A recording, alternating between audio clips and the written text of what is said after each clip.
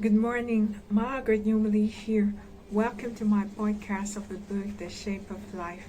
Today is a summary chapter entitled The Shape of Life, which speaks of why is it that I call this book, why the intent of this book, The Shape of Life.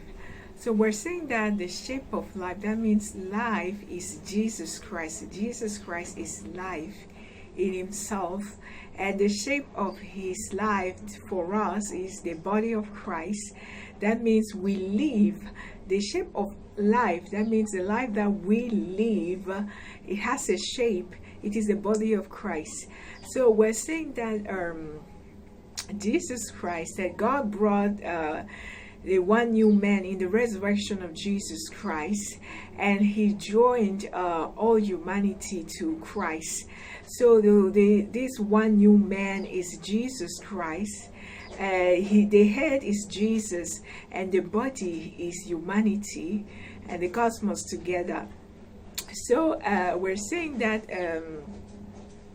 we live because we are joined to Christ. It is this one man, that is the Lord Jesus Christ. He lives, he is the head.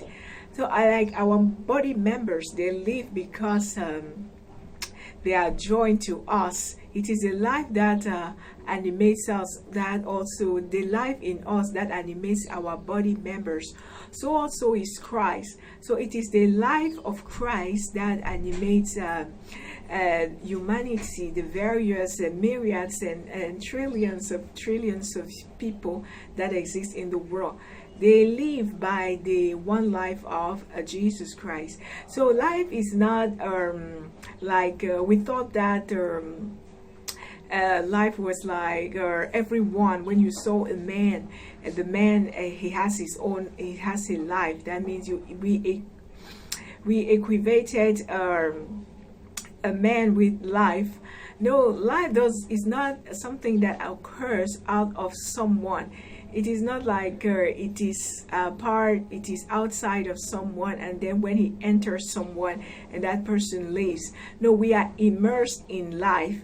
So there is just one life, that is the life of our Lord Jesus Christ, and all of us have been immersed in it, so that we live because we are in this life, not that each and every one of us has their own life. Hallelujah.